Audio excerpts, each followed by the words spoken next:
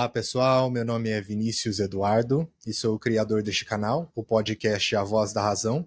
E hoje temos um convidado muito especial, o senhor André Nunes, analista político independente na TVC Rio, canal 6 da NET, na Claro TV, graduado em Ciências Contábeis pela Universidade Estadual do Rio de Janeiro, pós-graduado em Ciências Políticas e também um bancário.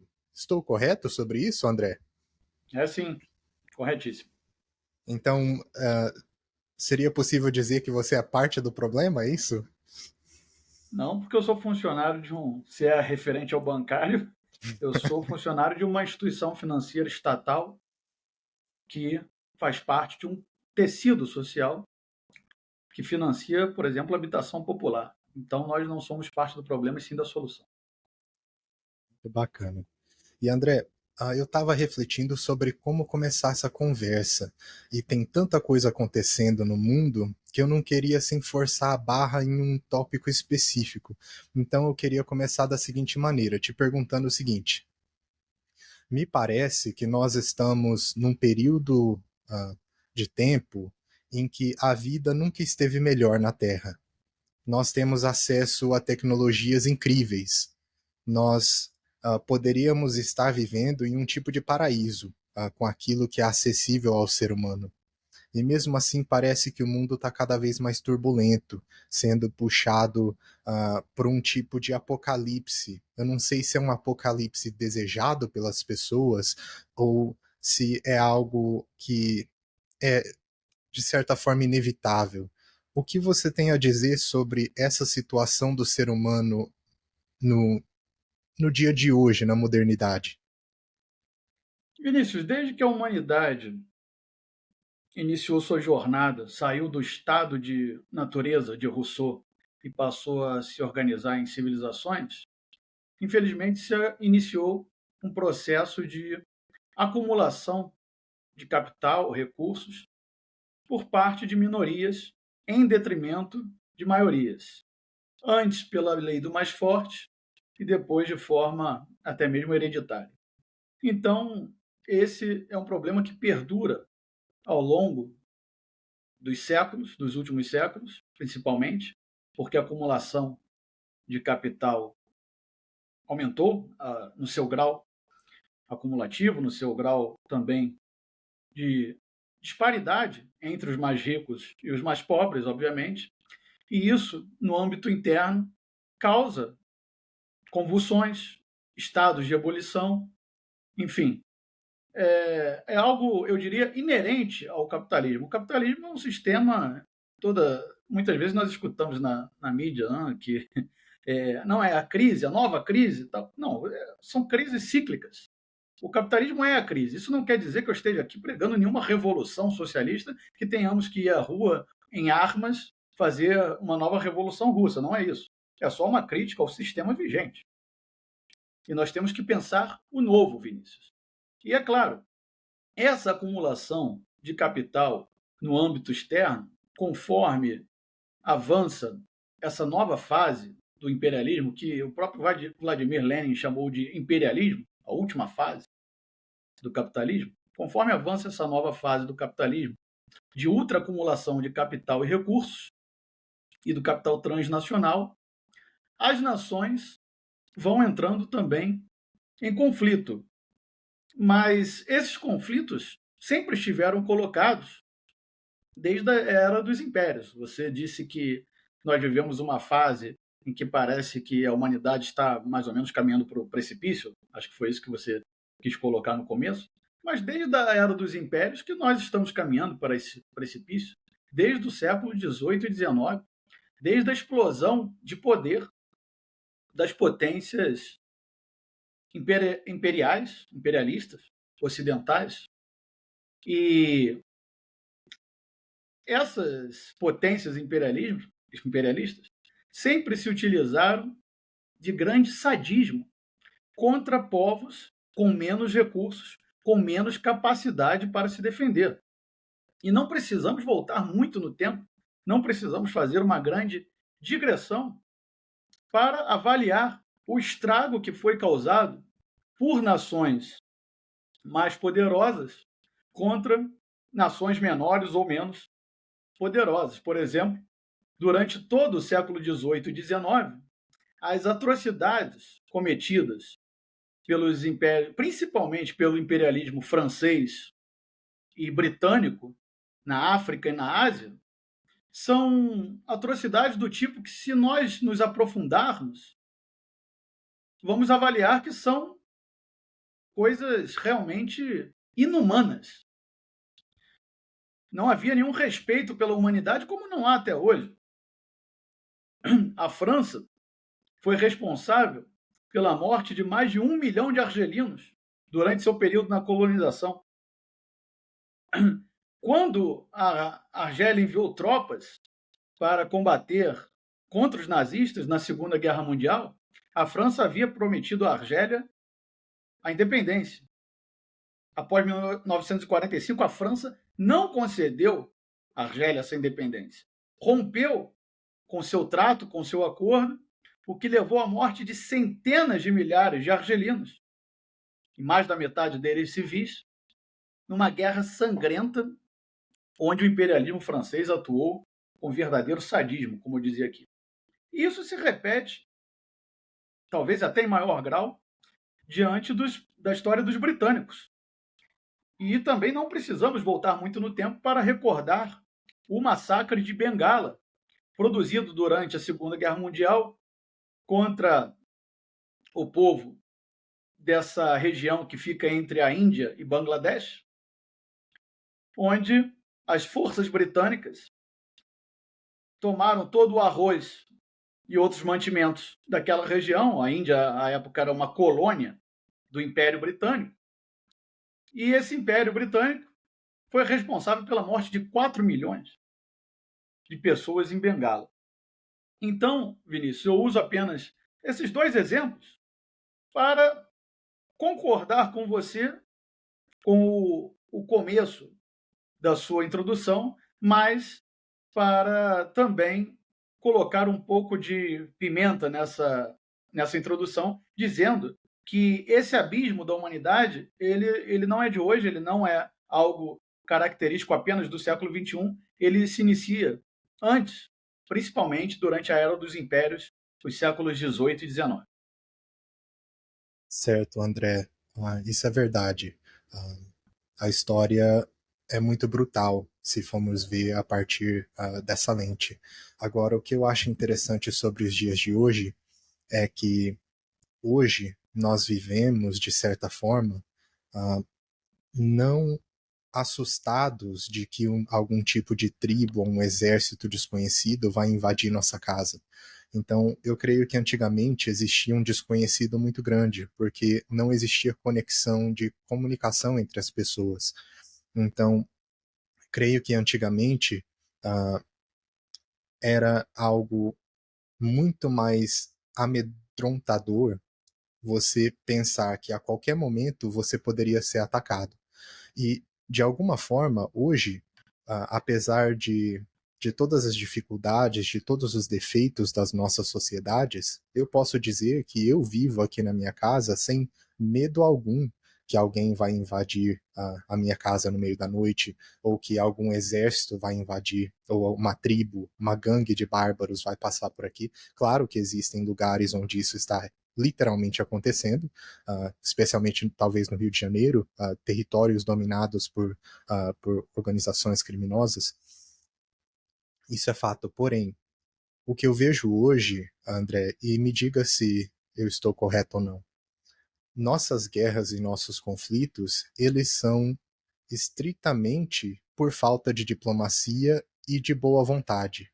Me parece que os conflitos estão acontecendo, eles estão sendo planejados de maneira absolutamente fria por políticos e pessoas com interesse nesses conflitos, e as pessoas envolvidas neles não estão envolvidas de maneira, como posso dizer, não estão envolvidas no planejamento, aquilo não faz sentido para essas pessoas. Um exemplo, a guerra da Ucrânia junto com a Rússia, eu pessoalmente tenho um amigo que é ucraniano, que está morando na Alemanha hoje em dia, e quando começou esse conflito, eu perguntei para ele: "O que você acha?", porque do meu ponto de vista, parecia que os Estados Unidos estava empurrando aquele país para uma guerra para prejudicar a Rússia.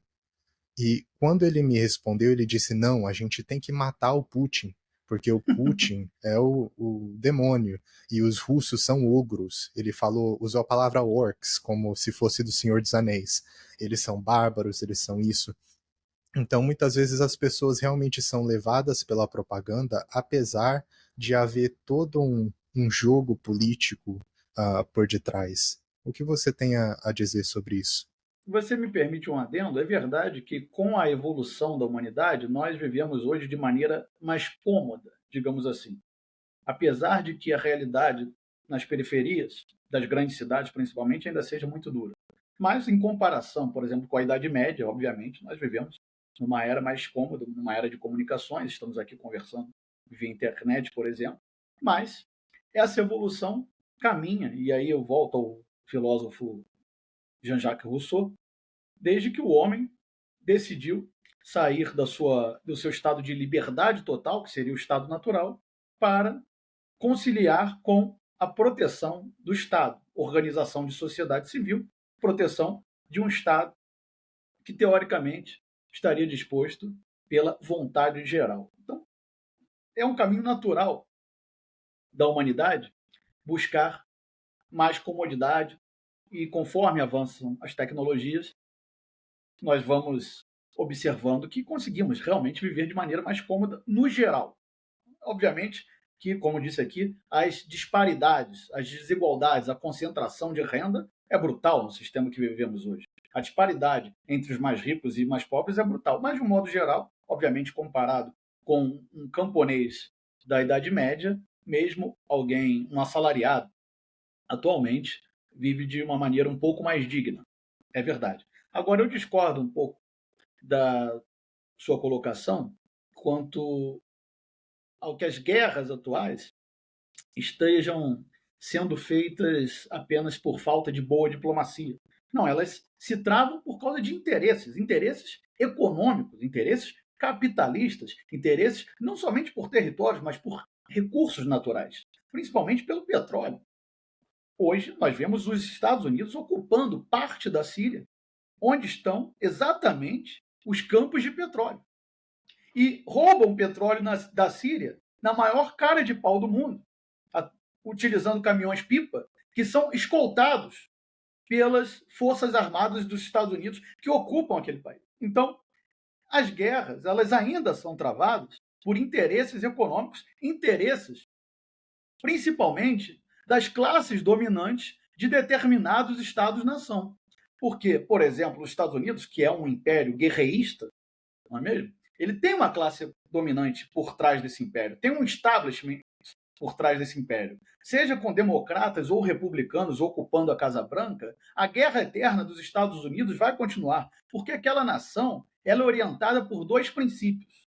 Um filosófico, que é o Destino Manifesto, onde eles se arrogam o direito de ser a polícia do mundo e dominar e subjugar povos, que é algo que eles herdaram dos britânicos, esse afã de dominação contra os demais povos. Essa é a parte filosófica. E a parte política é o imperialismo, também herdado do Império Britânico. Então é dessa maneira que agem os Estados Unidos, independente de democratas ou republicanos ocupando a Casa Branca.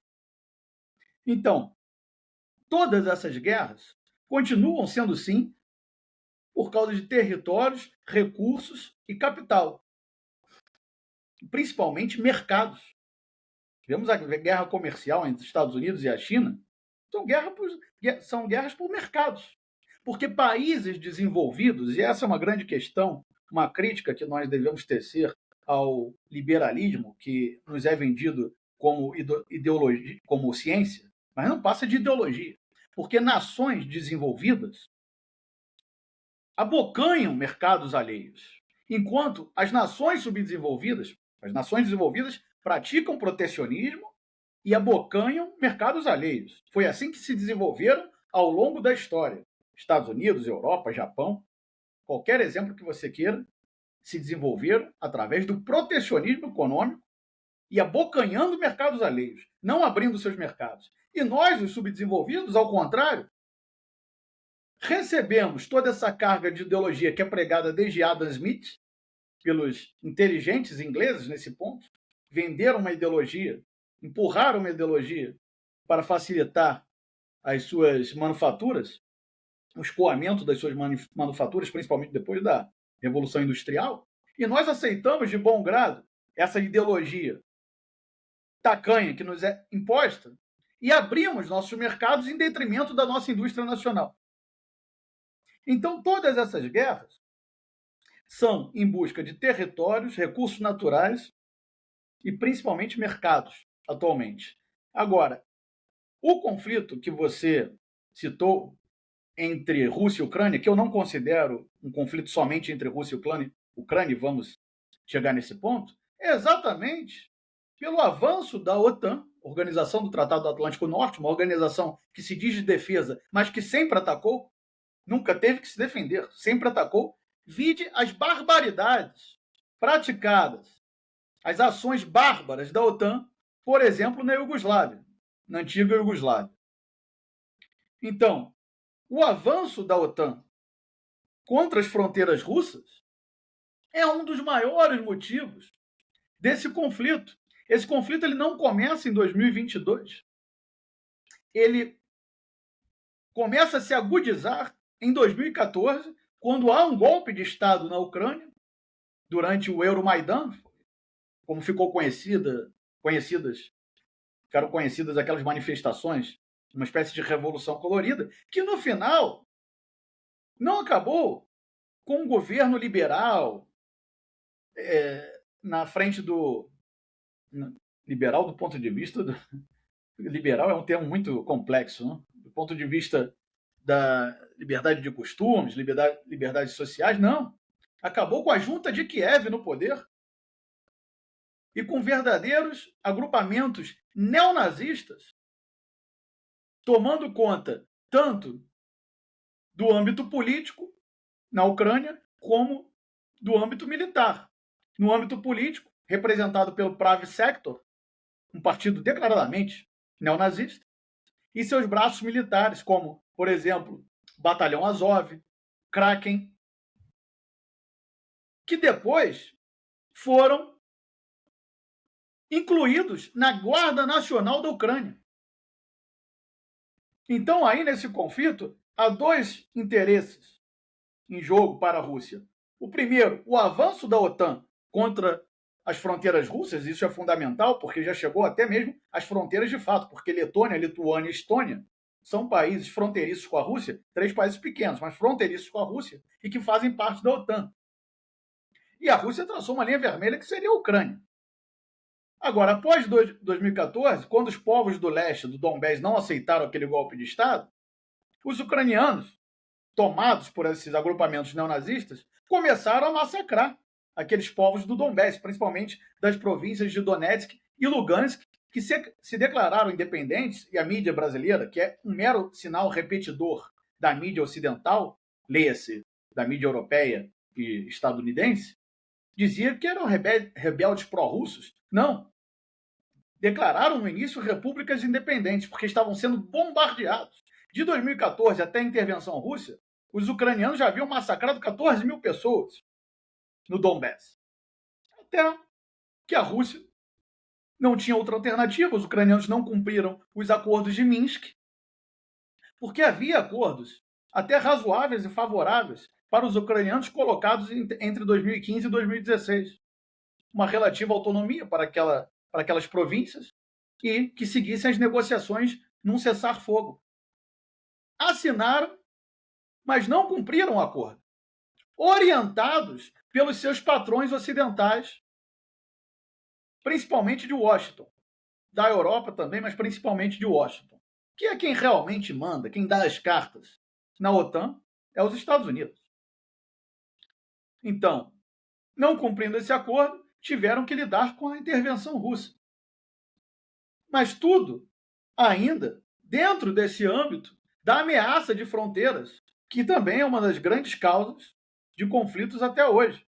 Ou seja, não é somente questão de má diplomacia, digamos assim, de falta de vontade, não. São interesses, principalmente econômicos, comerciais e mercadológicos, digamos assim, Vinícius. Entendi. Eu entendo o que você quer dizer, André. E a minha questão, que eu acho que esse é o ponto principal que eu quero chegar, Se né? você me permitir um adendo, só para finalizar essa questão, Fica à vontade. eu utilizei o exemplo da Rússia para que a gente possa determinar as condições de que as nações consideram como perigos fronteiriços o avanço da OTAN contra as fronteiras russas. No caso dos recursos naturais, poderíamos usar tranquilamente o exemplo do Iraque. Em 2003, quando os Estados Unidos, com a desculpa mentirosa, esfarrapada e cara de pau de que havia armas químicas naquele país, entra no Iraque com suas forças armadas e bombardeios, detonam o país, matam quase 1 milhão de iraquianos, botando no baixo. As estimativas ocidentais falam em 600 mil, outros tipos de estimativa em mais de 1 milhão, mas que com certeza exterminaram meio milhão de civis iraquianos, pelo menos. E quando os inspetores da ONU chegaram no Iraque, e até mesmo inspetores norte-americanos, não havia arma química alguma. O governo de Saddam Hussein não possuía nenhuma daquelas armas que era acusado de ter. Então são desculpas mentirosas, esfarrapadas e cara de pau para a obtenção de petróleo. Ao fim e ao cabo, é tudo por causa de petróleo, Vinícius. E esse é um dos exemplos que poderíamos colocar como um dos principais para fazer um quadro geral desse conflito de nações, principalmente de nações imperialistas contra nações com menores condições. Entendi, André. Mas, sinceramente, eu não acredito nisso. E a minha. Nisso que Agora que exatamente? você. Eu vou te explicar. Você mencionou o Iraque e eu descobri isso hoje, que houve um ato de liberação do Iraque em 1998, que foi passado pelo Congresso americano, em que o Congresso americano decidiu em 1998 que eles precisavam libertar o Iraque do Saddam Hussein. E eu, Piada.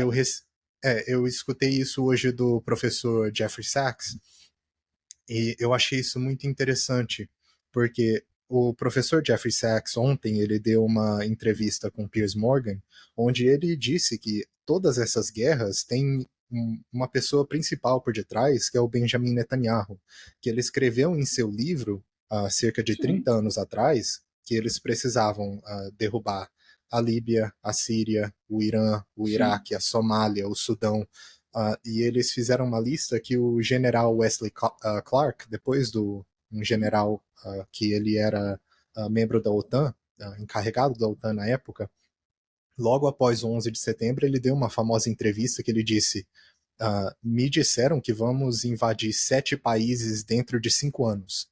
Então, quando você diz, voltando à questão principal, quando você diz que essas guerras são por interesse econômico. financeiro, econômico, Sim, até mesmo estratégico, eu sim, creio que isso seja algo secundário, porque eu creio que o motivo principal seja a supremacia e a dominância, ah, como você diz, desse império. E não fazendo uma distinção, eu creio que se não fosse os Estados Unidos hoje o império que tomou o poder principal do mundo, eu creio que qualquer outro estaria fazendo algo muito parecido, porque infelizmente é do ser humano se corromper com o poder. Agora, só a minha questão principal.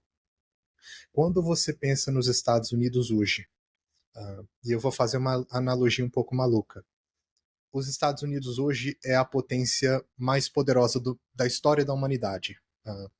Agora, eles me lembram um desenho animado que eu assistia quando eu era criança, não sei se você conhece, que é o da Corrida Maluca, onde conheço. você tem vários times nessa corrida, e geralmente o vigarista, quando ele chegava em primeiro lugar, em vez de continuar até a vitória, ele parava, se escondia atrás de uma árvore e ficava tentando sabotar os que vinham por detrás.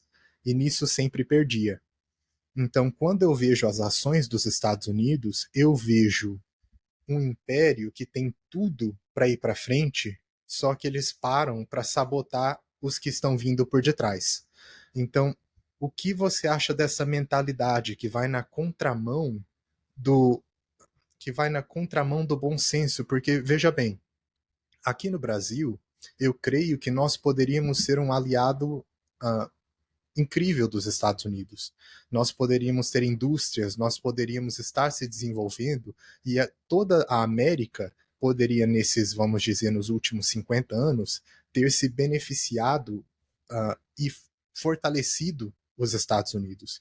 Porém, por suas próprias escolhas, eles escolheram mandar o trabalho para a China, para a Índia, para países asiáticos de mão de obra muito barata, e, de certa forma, nos manter pobres.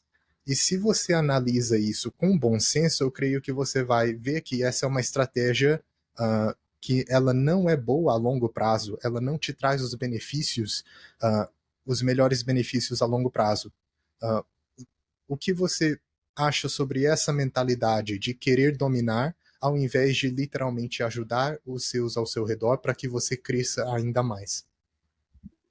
Nós temos que avaliar essa questão de acordo com os dois princípios que eu citei aqui no começo que guiam o establishment norte-americano.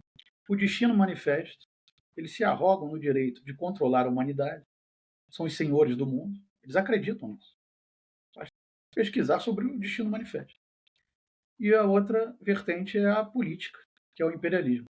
Agora, você disse que em 1998 houve uma declaração do Congresso norte-americano dizendo que eles teriam que liberar o Iraque.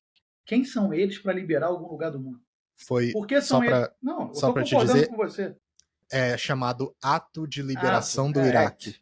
Um aqueles ato. acts, Uhum. um dos acts. E quem são eles para se intrometer na autodeterminação dos povos? É muita arrogância. Essa arrogância foi herdada do Império Britânico. Agora, nós não podemos ser ingênuos de achar que qualquer país da América Latina vai estar bem parado debaixo do guarda-chuva dos Estados Unidos. E a história da América Latina, e eu não vou argumentar, eu vou colocar fatos, para que a gente seja bem claro. Não são argumentos. O que eu vou colocar agora são fatos históricos. Em 1954, havia um governo moderado na Guatemala, do senhor Jacobo Arbenz, que, pelo mero fato de querer fazer uma reforma agrária, distribuir terras improdutivas, foi derrubado, aquele país foi saqueado, porque o senhor Jacobo Arbenz queria fazer uma reforma agrária que ia contra os interesses, não do povo guatemalteco, mas sim da United Fruit Company, norte-americana. Então, os Estados Unidos, para garantir os interesses econômicos, é por isso que eu falava de interesses econômicos lá no começo, para garantir os interesses econômicos de uma multinacional do ramo bananeiro e de frutas, foram lá, fizeram a intervenção militar naquele país, derrubaram o governo, um golpe de Estado. Entre dezenas de golpes de Estado que eles financiaram na América Latina. Promoveram guerras civis em El Salvador, Honduras, Nicarágua, quando havia qualquer tentativa de emancipação nacional naqueles países.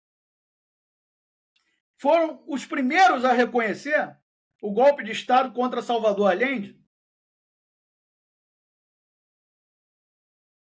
quando Pinochet bombardeou o Palácio La Moneda, assim como os britânicos, que não tinham vergonha nenhuma em receber o senhor general Augusto Pinochet. Então, qualquer tentativa de emancipação na América Latina, ela é podada pelo Império Norte-Americano. E isso não começa no século XX. Vamos nos recordar que eles tomaram 1/3 do México. A independência dos Estados Unidos, se não me falha a memória, ocorre 10 anos antes da Revolução Francesa, 1779, mais ou menos. Em poucas décadas após a sua Revolução de Independência, eles estavam invadindo territórios no México. 1830, 1840, 1850, tomando, eu disse 1/3, mas na verdade foi quase metade daquele território. O Texas é uma questão à parte, porque tinham declarado independência, o governo mexicano havia permitido colônias estadunidenses ali, então é uma questão à parte. Mas os outros territórios, Califórnia, Carolina do Sul, se não me engano, vários estados norte-americanos que pertenciam, na verdade, ao México. Então, no século XIX, já estavam invadindo e tomando conta de territórios latino-americanos. E foi assim ao longo da história, com a doutrina Monroe, América para os americanos, ou seja, aqui ninguém mete a colher, isso aqui é o quintal dos Estados Unidos e quem decide aqui somos nós. Qualquer um que bote a cabecinha para fora, a cabecinha vai ser cortada, decepada. E assim foi com Jacobo Arbenz, assim foi com governos na Nicarágua, em El Salvador. Invadiram até mesmo Granada, um país pequeno. Mais recentemente, promoveram golpes de Estado na Venezuela, em 2002, na Bolívia, em Honduras, em 2009. Então, esperar a amizade dos Estados Unidos é ingenuidade. Desse país, nós só podemos esperar imperialismo e mais nada. São os herdeiros do Império Britânico. E hoje, talvez, muito mais poderosos do que foram os seus genitores em outro momento. Agora, isso não é apenas uma prerrogativa da América Latina, infelizmente. Nós aqui estávamos falando há pouco tempo atrás sobre o Oriente Médio. Vamos recordar quem financiou, armou até os dentes os Mujahideen no Afeganistão durante a década de 80. Há uma foto icônica do presidente Reagan sentado à mesa com as principais lideranças dos Mujahideen, recebendo os Mujahideen. Os Mujahideen, esses sim radicais, foram o embrião da Al-Qaeda e do Talibã, que 15 anos depois, de 1987, quando chegou o ápice do financiamento, armamento e treinamento da CIA, que dava aos Mujahideen, 15 anos depois diziam estar combatendo a Al-Qaeda e o Talibã, que são dois grupos que nascem exatamente dos Mujahideen no Afeganistão, quando havia uma guerra, onde a União Soviética, havia ainda a União Soviética, interviu, e os Estados Unidos, para causar complicações à União Soviética, financiou esse tipo de radicalismo. Segundo, e isso não sou eu que digo, segundo Noam Chomsky, que é um filósofo norte-americano, até de origem judaica, mas é anti-sionista. Segundo Noam Chomsky, os Estados Unidos e a CIA armaram mais de 100 mil homens no Afeganistão. Então, eles patrocinaram o que hoje se chama de terrorismo. Eles financiaram o que hoje chamam de terrorismo. Eles criaram a Al-Qaeda. Eles fortaleceram o Talibã nos anos 80. E hoje o mundo se vê avesso com esses grupos, atuando no Iraque, na Síria, quase transformaram o Iraque num califado durante a intervenção final do período da intervenção norte-americana, Estado Islâmico. Tudo isso nasce daquele contexto dos anos 80.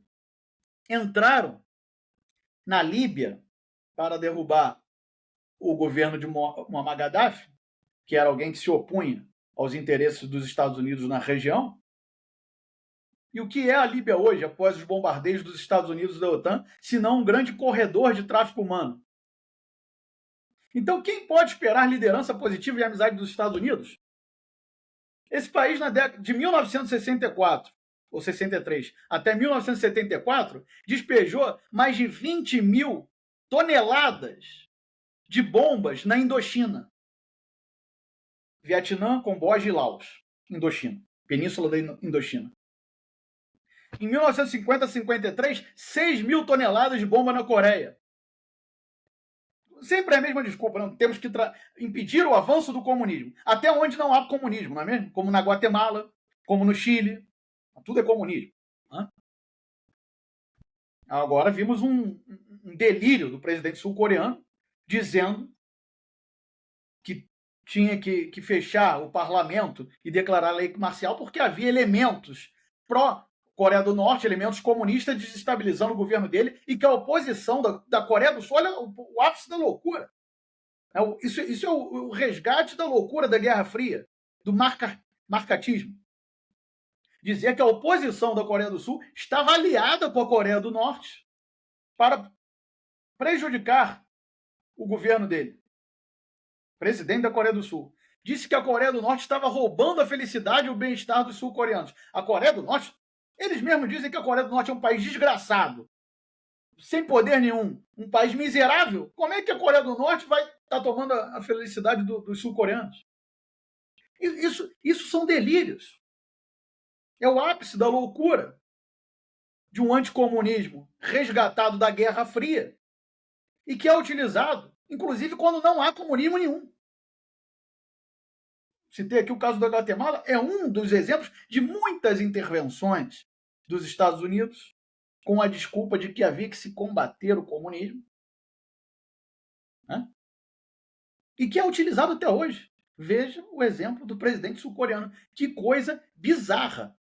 Mas o que nós poderíamos esperar de um país que despejou mais de 20 mil toneladas de bomba no Vietnã, no Camboja e no Laos? Países pequenos. Causando uma destruição ainda maior do que causaram no Japão com as bombas atômicas. Qual foi o único país do mundo que utilizou bombas atômicas, armas nucleares? Os Estados Unidos da América. Eles acusam os seus adversários, não, esses países, a Coreia do Norte vai usar arma nuclear, a Rússia vai usar arma nuclear. Esse é o discurso desde 1945. Mas quem utilizou armas nucleares na história da humanidade foram os Estados Unidos. Não foram russos, não foram chineses, não foram norte-coreanos. Ou seja, o que eu quero dizer aqui é que os Estados Unidos não é civilização, os Estados Unidos é barbárie. Barbárie. Exterminaram milhões de vidas no Vietnã a troco de nada. Para a manutenção dos seus interesses. São bárbaros. No melhor sentido do que os romanos chamavam os germânicos e os saxões. São bárbaros. Eles são os bárbaros, não nós. Eles são os bárbaros. E continuam promovendo suas barbaridades pelo mundo e não vão parar. Vemos como utilizam os ucranianos hoje, porque são eslavos. Os eslavos podem morrer à vontade. Utilizam os ucranianos como bucha de canhão, mandando para um moedor de carne contra a Rússia. Hoje é 4 de dezembro de 2024, o senhor Antony Blinken, secretário de Estado do governo Biden, foi se encontrar com Zelensky, presidente de fato da Ucrânia, porque o país está em lei marcial, não tem mais eleições na Ucrânia. O senhor Antony Blinken cobrou mais mobilização da Ucrânia. A Ucrânia já baixou a idade do recrutamento, antes era de 27 anos, depois para 25, agora para 18. O que o Antony Blinken quer? Que já estão enviando adolescentes, caçando adolescentes nas ruas para enviar para o fronte para morrer lutando contra a Rússia. Ele quer que envie crianças? Mulheres grávidas já estão indo. O que falta agora? As crianças ucranianas? Por que ele não vai para o fronte? Ou os magnatas ucranianos? A classe dominante sempre se salva. Quem morre no fronte é o povo trabalhador. E os filhos dos trabalhadores. São esses que estão sendo enviados para o fronte, pelos interesses dos Estados Unidos. Então, aquele país, assim como foi o Império Britânico, e eu repito aqui, o Império Estadunidense, não é civilização, é sinônimo de barbárie. Barbárie é o que causam pela humanidade. E eu diria que isso, e você falou muito bem no começo, Vinícius, que estaríamos à beira do precipício, como também estivemos em outros momentos da história, mas infelizmente eu diria que nós, num futuro próximo, dentro dos próximos anos, nós, ao invés de retroceder, talvez nós vamos caminhar para o precipício se alguma coisa não seja feita agora, no próximo ano, nesse contexto do leste da Europa e do Oriente Médio. Eu realmente espero que alguém menos ensandecido tome conta da política externa dos Estados Unidos e possa frear essa sangria desatada, essa loucura que estão promovendo, principalmente na Ucrânia e no Oriente Médio. No caso da Ucrânia, por interesses norte-americanos, e no caso do Oriente Médio, principalmente por interesses do sionismo de Israel. Bacana, André. Agora tem várias coisas que eu quero mencionar e que bom que você parou no ponto de Israel, que eu quero falar um pouquinho sobre eles. Primeiramente, eu quero dizer que a sua ira, ela é justificada, realmente. Eu morei nos Estados Unidos por 7 anos, em Nova York. Eu fui para lá quando eu tinha 12 e eu completei o ensino médio, voltei para o Brasil quando eu tinha 19. E conforme eu fui estudando a história, eu fui percebendo o peso que é você se sentir responsável, se sentir parte desse império, dessa força dominante, e ver todas as barbaridades que já aconteceram, e não só o fato delas terem acontecido, mas o fato de ninguém ter sido punido por isso. Até hoje, as imagens das crianças que até hoje nascem deformadas do Vietnã, isso mexe muito comigo. O fato de saber que ninguém foi preso por isso, ninguém foi Sim, punido, e é essas verdade. pessoas ainda estão no poder. Né? Não só isso, mas o mesmo tipo de dano está sendo feito contra outras populações, como eu pesquisei um pouquinho sobre o urânio que é utilizado nos mísseis americanos e os defeitos congênitos que vem causando no Iraque depois dos bombardeios e também estão sendo usados no Líbano, estão sendo usados contra todas essas populações que são bombardeadas com armas americanas. Sim. Inclusive Existe um no Iraque utilizaram fósforo branco também, em Fallujah, no sim, Iraque. também em Gaza é muito comum usarem essas armas que poluem o ambiente e também Sim, causam defeitos genéticos. Então, exatamente. esses são crimes tremendos. Agora, eu quero dizer o seguinte: os Estados Unidos parece eles estão flertando a população, a sociedade, eles estão meio que flertando com uma guerra civil, com um descontentamento. Tem algo acontecendo porque eles são o país mais poderoso do mundo, mas ao mesmo tempo a qualidade de vida deles finalmente está caindo um pouco. E eu acho que isso Sim, será muito importante para eles, porque eles precisam sentir na pele o que é você trabalhar e o seu dinheiro não ter valor. é verdade. Porque, Principalmente nos últimos 20 anos, a sim, classe média encolheu muito nos Estados Unidos. sim, muito endividados, são pessoas que se Exato, endividam muito. exatamente. E eu quero dizer o seguinte: você mencionou a Declaração de Independência, que eu creio que foi em 76, 1776, a Correto. Constituição foi alguns anos depois, em 1783, se eu não me engano, e eu creio que essa é a única coisa que distingue os Estados Unidos de Israel. Eu tenho uma visão que eu quero compartilhar com você, que os Estados Unidos, de certa forma, por ele possuir um mito, um certo mito que diz todo ser humano é criado igual, só pelo fato disso existir, uh, existe uma salvação para aquele povo. Eu entendo o poder do império, desse governo que age nas sombras, que comete crimes inimagináveis, porém aquele povo também está sob esse domínio, eles não conseguem se libertar, um governo muito poderoso que está abusando da sua população. Você diz Uh, nos Estados Unidos ou em Israel? Ou nos dois? nos Estados Unidos, eu Ok, creio que em todos os lugares hoje em dia nós temos, ok. talvez em todos, governos que estão abusando de seu poder, especialmente aqui no que chamamos do Ocidente, porém nos Estados Unidos é o governo mais poderoso de todos, né? Então eles estão especialmente espremidos naquele contexto. Agora, Israel, eles se negaram a criar uma constituição. Então, o fato deles se negarem a imitar os Estados Unidos nesse aspecto, eu creio que esse é o ponto que vai derrubar Israel. E ontem eu tive eu refleti sobre isso, André.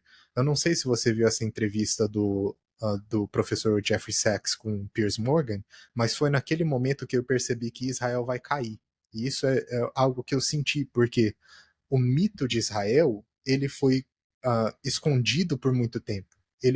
A verdade foi ocultada por tanto tempo que na hora que você revela que toda essa muvuca no Oriente Médio nas últimas décadas foi tudo em prol de Israel, Sim. Quando você coloca isso na mesa, você vê que aquilo é absolutamente insustentável, que eles operam à base da dominância, da supremacia, Sim. e o plano dessas pessoas é tão insano que envolve muitas e muitas guerras, envolve a morte de milhões de pessoas. Com certeza.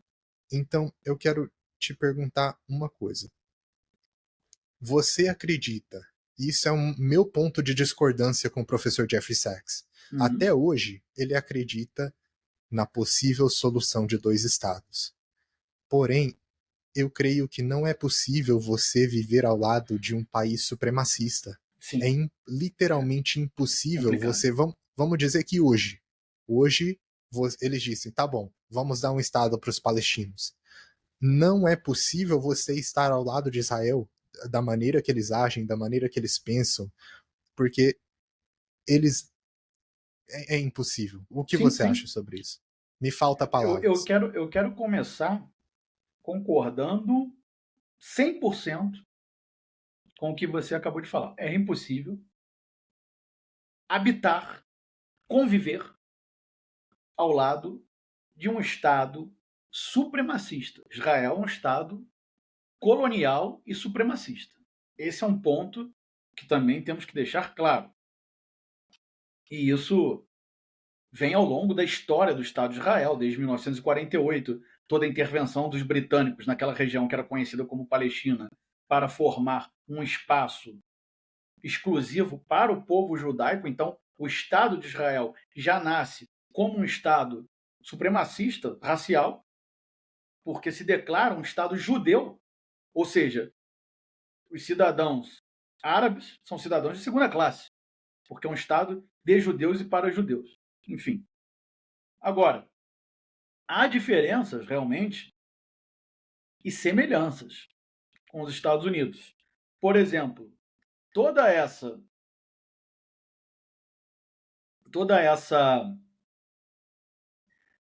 eu diria, faltam palavras e a gente às vezes não sabe o que pode usar na internet, não é mesmo? Todas essas atrocidades, esses massacres, esse genocídio que vem sendo causado por Israel, eu ia usar uma outra palavra, mas travei a tempo, porque isso vai para o YouTube. Todo esse genocídio causado por Israel não seria possível sem o apoio irrestrito, tanto bélico quanto financeiro, dos Estados Unidos. Então, isso é um ponto. Quando nós vamos às redes sociais, as pessoas dizem, não foi o Hamas que começou, porque a mídia brasileira, repetidora da mídia ocidental, quer colocar um ponto de corte, como se houvesse uma atuação do Hamas do nada, no dia 7 de outubro, naquele 7 de outubro, e a partir daí Israel começou a reagir. Não, Israel vem avançando contra os territórios palestinos desde 1948, expandindo seu território, não somente contra a Palestina, hoje até contra o sul do Líbano, já há algum tempo, né? Tanto que bombardeia agora o sul do Líbano. Mas principalmente Gaza, Cisjordânia, rasgou a Palestina no meio, que ficou com pequenos territórios, que são territórios sitiados, na verdade.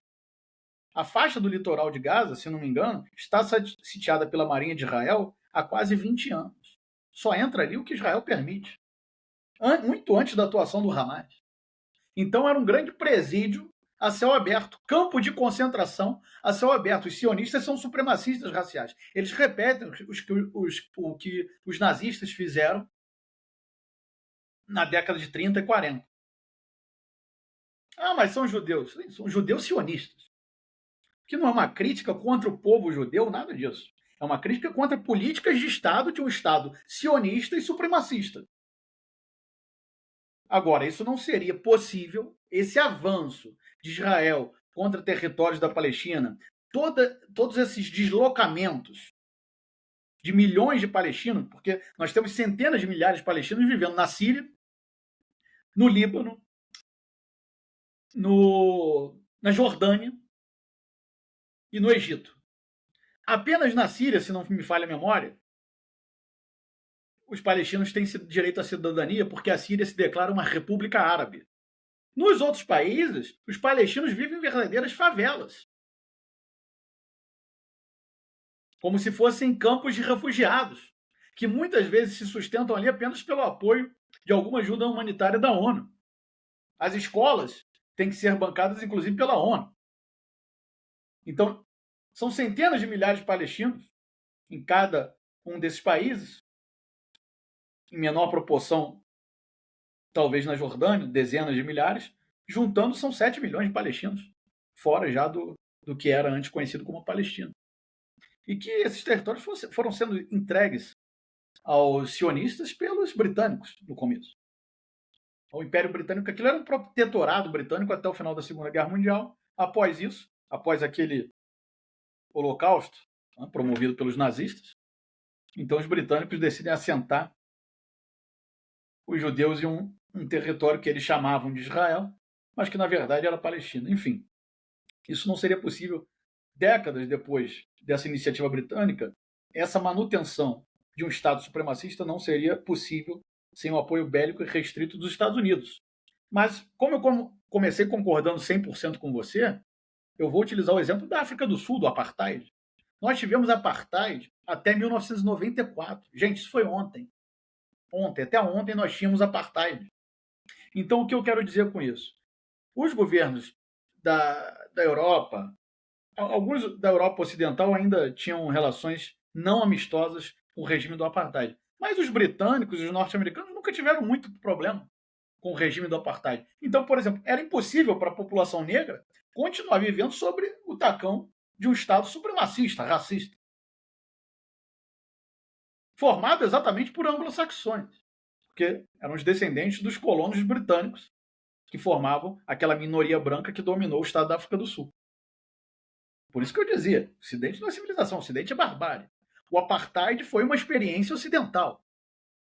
O nazismo alemão foi uma experiência ocidental, não é mesmo? Em 1935, os britânicos assinaram um acordo com a Alemanha que permitia o reequipamento da marinha germânica, alemã. 1935, muito antes do pacto Ribbentrop-Molotov, né, que acusa a União Soviética do pacto de não agressão. Foi em 39, se não me engano. Em 35 já havia o acordo para o reequipamento e fortalecimento da marinha. Os britânicos permitiram, da marinha alemã. Em 38, os britânicos e os franceses assinam o Pacto de Munique com Hitler. Daladier, que era presidente do Conselho francês, foi com o primeiro-ministro Chamberlain até Munique fazer um acordo de cavalheiros com Hitler. Eles foram pessoalmente. Não é como o acordo da União Soviética que mandaram ministros, uma troca entre ministros de relações exteriores. Não. O primeiro-ministro da Grã-Bretanha e o presidente do Conselho francês foram até Munique e assinaram um acordo com Hitler. Tanto que ali selaram a oportunidade do Hitler avançar da Alemanha nazista avançar contra a então Tchecoslováquia. Um ano antes de estourar a Segunda Guerra Mundial. Quando a permissividade é oriunda dos ocidentais, não há problema algum. É apaziguamento, é tentar evitar a guerra. Estavam ali sentados, tomando cafezinho com Adolf Hitler, assinando o Pacto de Munique. E o nazismo o que foi o nazismo se não uma experiência ocidental? E eu vou chegar no ponto das relações Estados Unidos e Israel de novo. Mas eu insisto nesse ponto dessas experiências ocidentais para chegar exatamente no sionismo. O nazismo. Nós não precisamos nem entrar muito nesse mérito do nazismo. Todos sabemos o que foi o nazismo. Era uma experiência supremacista, racial, ocidental. O apartheid na África do Sul também. Muito antes disso, entre 1884 e o início do século XX, muito antes não, porque a Segunda Guerra Mundial começou em 39, mas enfim, já no século XX, durante a ocupação e colonização do Congo belga, pelo reinado belga, rei Leopoldo II, foram exterminados, entre 1884 e o início do século XX, mais de 15 milhões de congoleses. De 10 a 15 milhões, não vamos exagerar. Eu estou dando estimativas de fontes ocidentais. Os negros do Congo belga eram enviados para a Europa em jaulas. Jaulas! Você sabe, Vinícius, qual era o castigo para quem tentava fugir, se libertar no Congo belga? Ou tentava algum movimento de emancipação, de independência? Não. Amputação dos braços. Eram Decepavam braços. Os belgas decepavam braços de africanos. Quem duvidar do que eu estou falando, pode procurar na internet. Era esse pessoal que também cortava os seios das mulheres? Não, isso também ocorreu no Congo belga, mas também teve em outras experiências ocidentais na África, com, se não me engano, a Companhia das Índias Orientais, da Holanda, enfim. Agora, eu dizia que os belgas estavam ali exterminando congoleses, amputando braços. Isso no século XX. E o que pregava a hegemonia intelectual da época é que os belgas eram civilizados e os africanos eram selvagens. Será mesmo? Poderiam ser mais avançados, tecnologicamente, belicamente, inquestionável para aquele momento.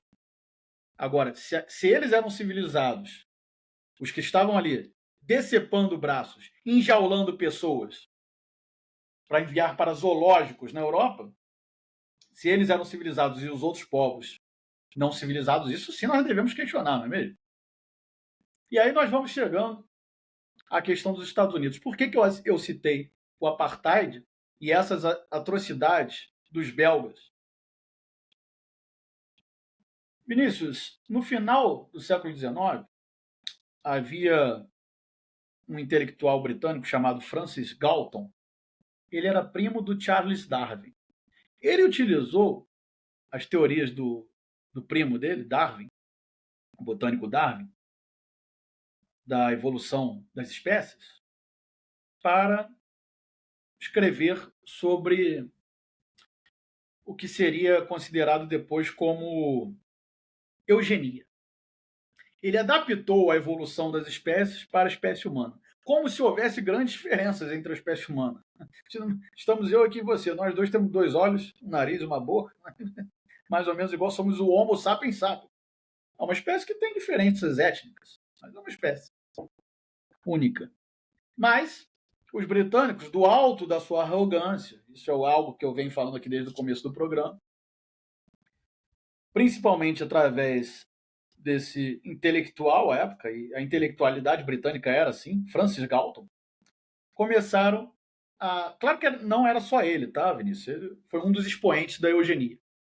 Começaram a dissertar sobre uma suposta superioridade do que eles chamavam de raça europeia sobre as demais raças, principalmente africanos, asiáticos em geral. E essas teorias foram levadas para os Estados Unidos, onde caía muito bem com uma doutrina Monroe, com posteriormente o Big Stick, foram sendo adaptadas nos Estados Unidos. Os Estados Unidos conseguiram levar mais a sério ainda essa supremacia racial e essas ideias de eugenia, porque se tornou, nos Estados Unidos, política de Estado. Política de Estado. Em mais de 27 estados, as mulheres hispânicas eram castradas. Não diria castradas para as mulheres, mas esterilizadas, digamos assim. Foram centenas de milhares de mulheres hispânicas e indígenas, do que havia sobrado dos indígenas da América do Norte, simplesmente esterilizadas. Como que eles fizeram isso? Você sabe que nos Estados Unidos depende muito a prática de estado para estado. Há um livro sobre esse assunto. Infelizmente eu não trouxe aqui o nome do livro. Quem escreveu o livro, inclusive, é judeu, mas também um judeu não sionista. Mas eu vou trazer para você. Mas você disse que é algum tipo de remédio que eles... Operação! Por operação. Operação. Se tinha um filho, ele grava as trompas, por exemplo. Era política de Estado. Algumas mulheres eram convencidas a isso. Se você não... Porque os Estados Unidos é um país de imigrantes, não? Nós sabemos. Se não esterilizar, mandamos de volta para o lugar de onde você veio. Se não esterilizar, não vai poder residir aqui. Por quê? Porque não queriam a proliferação de outras etnias dentro do território norte-americano. Mas isso é algo que não vem dos Estados Unidos. Como eu sempre digo aqui, eles herdaram do Império Britânico. Tanto é que você repare nas colônias britânicas, eles nunca se miscigenaram. Os Estados Unidos, até bem pouco tempo atrás, você morou lá, deve saber disso, com certeza. Os Estados Unidos, até pouco tempo atrás, era uma nação birracial, dividida entre negros e brancos. Agora, claro, há muita migração de latinos-americanos, de asiáticos, então isso aí vai se alterando um pouco nas últimas décadas. Mas até bem pouco tempo atrás era uma nação birracial, onde se apoderaram de ideias de eugenia e supremacismo racial, inicialmente colocadas na Grã-Bretanha, adaptaram para o território norte-americano e transformaram em política de Estado, esterilizando mulheres, ameaçando devolver para territórios de onde vieram, praticando um verdadeiro terrorismo contra povos não brancos, digamos assim. Tanto é que até o final dos anos 60, ou seja, até o meados do século XX, gente, isso é pouco tempo atrás. Na linha da história isso não é nada, né, de tempo. Até o final dos anos 60 havia leis raciais nos Estados Unidos. O racismo nos Estados Unidos era legitimado por lei. Escolas diferentes, fontes de água diferentes, ônibus diferentes, espaços públicos diferentes para brancos e negros. Isso é uma herança anglo-saxã. E não se trata aqui de defender outros impérios, como o Império Português, o Império Espanhol, mas se você olhar para os impérios ibéricos, herdeiros da latinidade romana, todos esses impérios romanos, ibéricos, Portugal e Espanha, sempre se miscigenaram. Praticaram, sim, claro, atrocidades, principalmente no século XV, XVI, XVII, que era uma era realmente de atrocidade liberada, né? Mas sempre se miscigenaram. Darcy Ribeiro escreveu sobre isso no livro O Povo Brasileiro, sobre o cunhadismo, o apadrinhamento, como iam assimilando os indígenas através das conciliações e de casamentos entre brancos e indígenas. Então, esses impérios latinos nunca negaram a miscigenação. Os saxões, sim, sempre negaram. Tanto é que são eles, os britânicos, que são os pais dessas teses de eugenia que chegam nos Estados Unidos, são colocadas como política de Estado e depois descamam para as leis raciais. Os nazistas alemães se inspiraram nas teses eugenistas dos britânicos e nas leis raciais dos Estados Unidos para declarar as leis raciais de Nuremberg.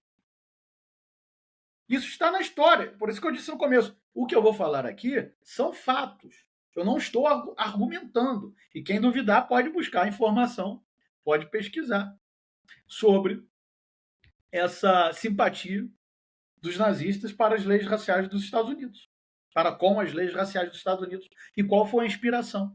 Os próprios teóricos nazistas declaravam inspiração em determinados botânicos, filósofos, taxados naquela época de intelectuais britânicos. Então aí está uma semelhança entre a supremacia racial, que até bem pouco tempo nos Estados Unidos era praticada como política de Estado, legitimada por lei, ou seja, supremacismo anglo-saxão, norte-americano, sul-africano, e que é muito parecido com o sionismo hoje praticado em Israel. O que não é o sionismo, senão uma grande teoria política de supremacia racial,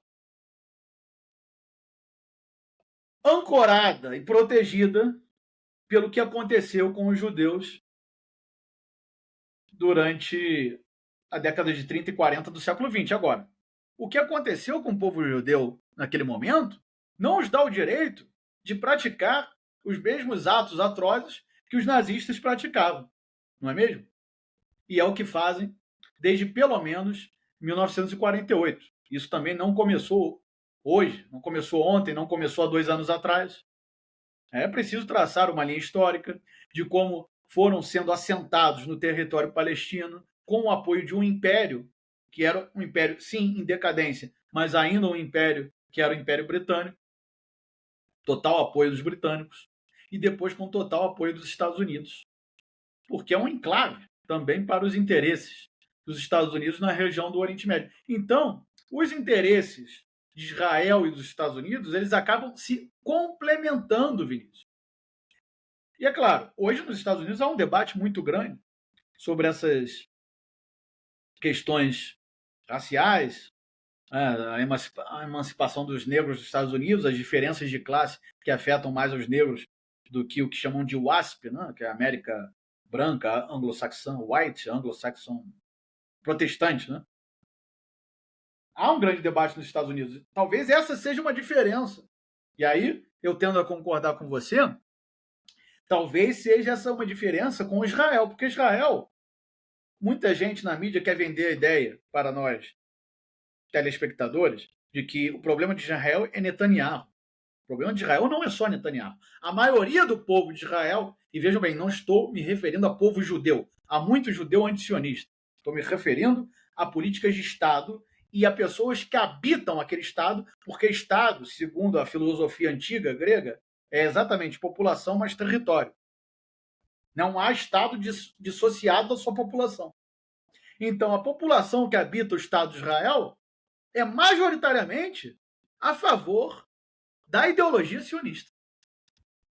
Então, há sim diferenças, Vinícius, como você colocou na sua intervenção, mas com certeza também assim muitas semelhanças, principalmente nas questões de supremacia racial entre Estados Unidos, Israel e outros povos do dito Ocidente.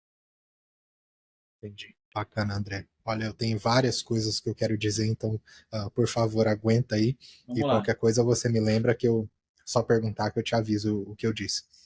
Primeiramente, eu só gostaria de citar uma coisa. Eu morei na Austrália por 3 anos e um dos meus Sim, colegas de quarto, né? Eu tinha uma casa. Um dos meus colegas era um palestino e um sim, dia ele trouxe um amigo dele que era do Paquistão e era numa época em 2014 que estava acontecendo vários grupos terroristas estavam entrando nas escolas do Paquistão e matando crianças. E a família dele estava correndo perigo. E eu me lembro do sofrimento e da impotência daquele homem que estava chorando por sua família, estar naquela situação e não poder fazer nada. Né? Ele estava na Austrália, eles no Paquistão, sim, então, o sofrimento dessas pessoas é indescritível. Eu exato. acho que isso precisa ser reconhecido por todos para que a gente possa realmente resolver ou ajudar ou fazer por onde isso não aconteça novamente. Então, Claro, gostaria de citar isso. Agora, completamente de acordo. quando, quando eu cheguei nos Estados Unidos, eu cheguei em 2005. Eu tive que repetir a sétima série. Eu completei a sétima série aqui no Brasil. Chegando lá, eu não falava inglês. Ok, Então, eles me colocaram em uma escola e eu passei uns 3 meses sem poder falar nada. E assim, eu só a aula era das 7 da Aprendendo o manhã, idioma. apanhando, né? Sim, claro. A sétima série já está um nível alto assim de ciência, Claro. matemática, É. história. Então eu ficava lá das 7 da manhã até as 3 e pouco da tarde, sem entender nada. Foi muito difícil. E essa primeira escola, eu fiquei só um ano nessa escola, era num bairro majoritariamente branco. A minha Uhum. escola tinha, eu acho que um ou dois negros e talvez um ou dois mexicanos. E nessa escola eu aprendi o inglês falando palavras raciais, falando palavras raciais sobre os negros, sobre os mexicanos, sobre os asiáticos. Eu aprendi uma cultura extremamente racializada, não sei se é uma palavra, Sim, sim. mas existia um elemento racial muito grande, porque a escola era majoritariamente branca, de descendência irlandesa ou britânica, eram brancos de olhos azuis e verdes. Então, a minoria era gritante. Agora, quando eu saí dessa escola e eu fui para a oitava série, eu fui para um bairro onde era dividido entre um bairro que tinha muitos judeus e outro bairro que tinha muitos latinos.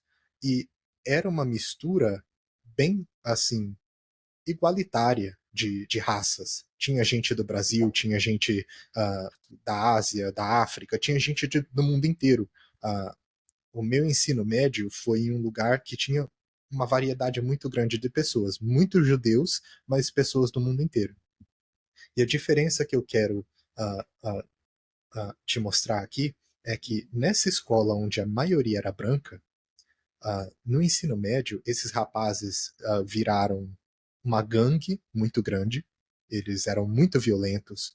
Quando eu ia nas festas deles, você chegava na festa, você via uma mesa assim cheia de pó, linhas de pó de várias Sim. cores, porque eles estavam cheirando medicamentos controlados, tipo alprazolam, de vários tipos.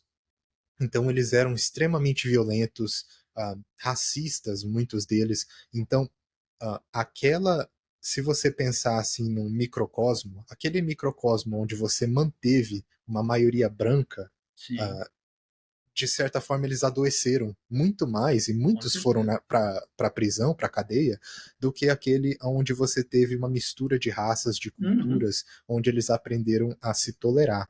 E Sim. isso me lembra de Israel, porque eu penso o seguinte, eu tive essa reflexão um tempo atrás.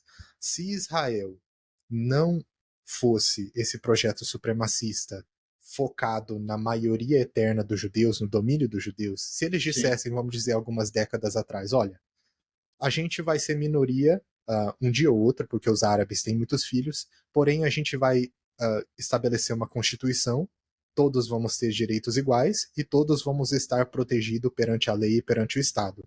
Eu Seria o creio que normal. aquela sociedade teria florescido porque as melhores pessoas de ambos os espectros ajudariam a construir essa nova sociedade. O que eles fizeram foi o oposto. Eles Segregação. segregaram, especialmente em 2005, onde eles dizem: a gente deu a Gaza para os palestinos, eles podiam ter se tornado uma Singapura. Eles dizem literalmente isso. Quando, na verdade, Uma eles. região sitiada. O que eles queriam é falar assim: vocês nunca vão votar, vocês nunca vão ter os nossos direitos, vocês vão ficar aí, a gente aqui. Sim. E isso foi um meio de sabotar o Estado palestino, né, um Estado independente. E eles fizeram com que o seu governo e a sua sociedade se tornasse cada vez mais extremista. Então, se você tivesse uma grande parcela da população que fosse palestina, você talvez não teria figuras tão extremistas no governo e seria uma sociedade mais equilibrada. Agora, você falou sobre permissividade. Agora, eu quero citar o seguinte: após o atentado do 11 de setembro de 2001, os Estados Unidos tomam medidas drásticas para poder espiar na sua população, para Sim. poder sequestrar pessoas ao redor do mundo e também para torturar pessoas, para caçar terroristas, vamos dizer assim. Uhum. E uma dessas medidas foi criar a prisão de Guantánamo Bay. que é numa base naval em Cuba, no Sim. território cubano. E nessa prisão, eles começaram a sequestrar pessoas ao redor do mundo, levar para essa prisão. Eles Exato. não tinham direitos, eles não estavam sob lei americana, e Uhum. eles foram torturados de maneiras diversas, abusados, estuprados. Isso tudo aconteceu e houve uma certa revolta, tanto é que o presidente Barack Obama, ele fez sua campanha dizendo, olha, isso está acontecendo, isso é errado, a gente vai acabar com isso, né? Ele se posicionou de certa forma uh, nessa pauta, mas claro que não fez nada a respeito. Tanto é que, se você me permite, eu lembro que o dia que o Obama foi eleito, eu briguei com a minha mãe. E eu estava em Nova York, ela me expulsou de casa e estava chovendo. Eu sentei num parque e estava chovendo, eu estava triste, irritado. Eu peguei meu celular, entrei no Facebook e vi que o Obama ganhou. Eu pensei, pelo menos a mudança vai vir, né? E é claro que essa mudança nunca veio. Lê do engano. Sim. Agora, a questão que eu quero te dizer é o seguinte: na prisão de Guantánamo, nesses últimos 20 anos, 22 anos de, de atuação na atividade, morreram cerca de nove prisioneiros. Creio que foi 7 suicídios, um de ataque cardíaco e um morreu de câncer. Então, em 22 anos, 9 prisioneiros morreram. Nas prisões de Israel, nesse último ano, já foram mais de 40 prisioneiros mortos. Alguns deles foram estuprados até a morte, com metais enfiados no ânus, com choque elétrico no ânus. Outros morreram por estarem amarrados de forma tão bruta, morreram de fome por falta de cuidados médicos. Então, quando você falou da permissividade, eu pensei nisso, que o fato do povo americano não ter se revoltado de forma a parar com a tortura que estava acontecendo, o fato deles não terem se rebelado, permitiu com que Israel levasse esse plano muito mais adiante. E você falou dos israelenses e do sionismo, e eu creio que o sionismo é a essência da supremacia. É isso que Sim, eles estão manifestando, assim, a mais alta, com uh, certeza. o mais alto formato dessa supremacia. E, de Com certa certeza. forma, eu sinto pena dos israelenses, porque quando eu vejo vídeos dessas pessoas que toda vez que tem uma sirene, vamos dizer, a cada alguns dias tem uma sirene muito alta, a pessoa corre e se esconde, aquilo você está gerando um trauma psicológico muito grande nessas pessoas. E daí, quando você pergunta para essa pessoa, você prefere que o seu filho morra ou que o filho dos palestinos morra? Ela vai falar, não, que mate os palestinos, que me proteja, por favor. Claro. Então essa pessoa já está num estado tão primitivo de medo que ela não se importa que você exploda hospitais ali em Gaza. Ela só quer estar segura. Então, eu acho que essa é a questão. Porque se você me perguntasse, Vinícius, você quer que sua família morra ou a família do vizinho morra? Eu diria, nenhum dos dois. Isso não é Uhum. uma opção para mim, você sair matando gente à vontade. Isso Claro. não é uma opção.